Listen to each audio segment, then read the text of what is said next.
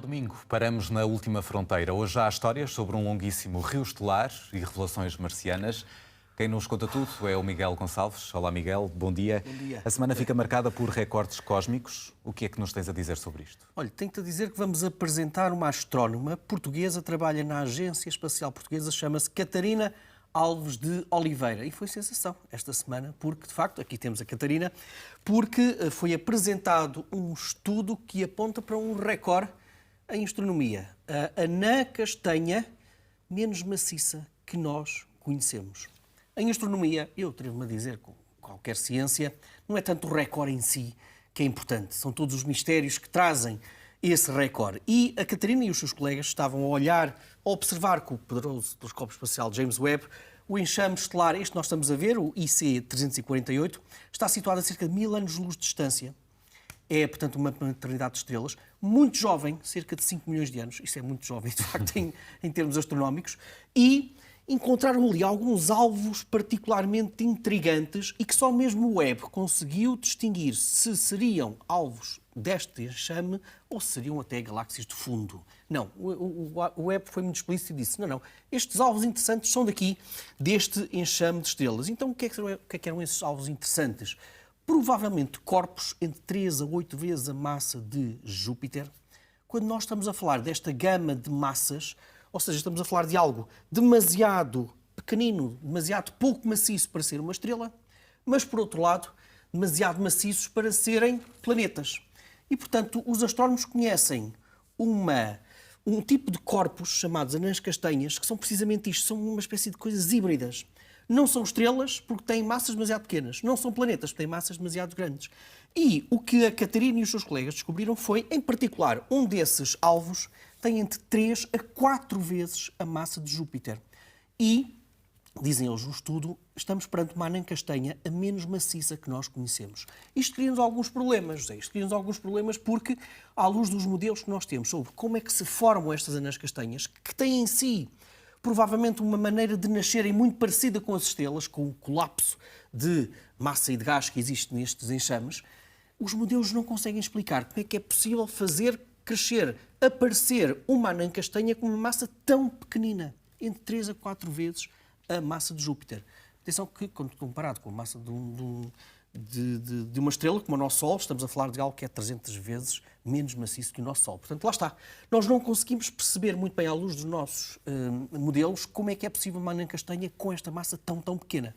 Há aqui uma questão que se coloca, que é, será que em vez de ser uma anã castanha estaremos a falar de planetas vagabundos, por qual eu tenho um particular carinho, ou seja, planetas que foram injetados dos seus sistemas planetários devido a forças gravitacionais, e não só das suas mães estelares, digamos assim. O que dizem estes autores deste estudo é que dificilmente será um planeta vagabundo. Não descartam essa hipótese, dificilmente será porque, em primeiro lugar, não é habitual nós termos planetas tão maciços, neste caso, se fosse um planeta vagabundo, tão maciços no seu estado vagabundo, digamos assim, a vaguear pelas estrelas. Segundo ponto, este enxame estelar está repleto de estrelas de pequena massa. Estrelas de pequena massa dificilmente conseguem dar origem a planetas de grande massa, como seria este, se fosse um planeta vagabundo. E, portanto, temos uma anã castanha, a menos maciça, não conseguimos perceber como é que ela nasceu, são mais problemas bons para a Catarina e os seus colegas. Depois, disseste muito bem que há aqui um outro recorde que eu acho que é particularmente lindo também, que é um rio estelar. Vamos explicar o que é que isto é. Vamos até ao enxame de Coma. O enxame de Coma é um enxame de galáxias que tem cerca de 1000 pequenas galáxias, a cerca de 321 milhões de anos-luz de distância. Este retângulo vermelho que nós estamos aqui a ver nestas imagens delimita aquilo que é um autêntico rio de estrelas que está a percorrer o espaço entre as galáxias neste enxame galáctico. O que é notável neste enxame, neste rio de estrelas, é que nós estamos a falar de um rio de estrelas que é muitas vezes maior, imagina tudo, que o diâmetro da nossa própria galáxia. Ou seja, isto é um rio muito extenso, muito comprido, de muitas estrelas, que está no meio de um enxame galáctico. E o enxame galáctico, o espaço dentro do enxame galáctico, José, isto é como se fosse um tornado que está a afetar um bocadinho de algodão doce, que é este rio. A questão que se coloca é, como é que é possível que um rio tão bem definido de estrelas um comboio de estrelas autenticamente, tenha sobrevivido este tempo todo dentro de um enxame de galáxias, que é um meio muito turbulento na sua própria natureza. O que diziam os astrónomos é que, se calhar, isto é mais uma maneira surpreendente da atuação da misteriosíssima matéria escura, que nós não sabemos o que é. É o segundo maior constituinte do universo, cerca de 30% do universo é matéria escura, que interage com as massas, ou seja, interage gravitacionalmente, mas nós não sabemos como. Nós nem sequer sabemos o que é matéria escura. Mas dizem os astrónomos que talvez a única maneira de nós termos um rio de estrelas numa zona turbulenta é se esta misteriosa matéria escura conseguir não só esticar, mas também sustentar este rio ao longo de todos estes anos. Mas, repito, é um rio maior do que o diâmetro da nossa própria galáxia. E muitos enigmas ainda por resolver.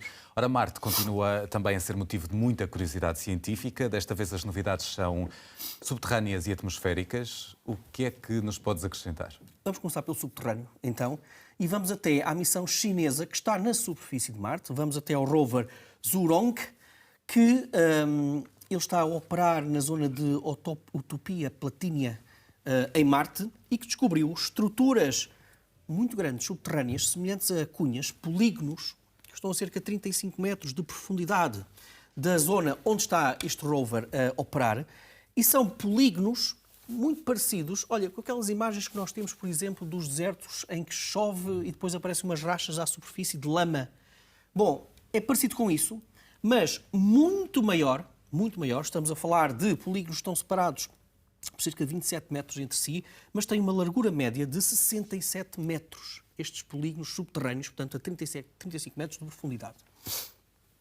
Dizem os cientistas chineses que, para termos polígonos com este tamanho subterrâneos em Marte, isto não foi provocado por um ciclo de umidade e de secura, como nós temos, por exemplo, nos desertos, em que se forma lama depois de alguma precipitação. Não. Isto é muito mais extremo, digamos assim. Estes polígonos, para terem estas dimensões, é porque estamos a falar de ciclos de congelamento e de gelo, de longa data que aconteceu no passado de Marte. Qual é este passado de Marte que dizem os cientistas? Estamos a falar de algo que aconteceu entre 3,7 e 2,9 mil milhões de anos no passado de Marte. Ou seja, durante aquele período, nós tivemos uma alteração climática muito profunda em Marte, que provavelmente até pode ter terminado com o período úmido de Marte. Isto é mais uma prova de que Marte teve, de facto, condições muito parecidas com a Terra no início da sua formação.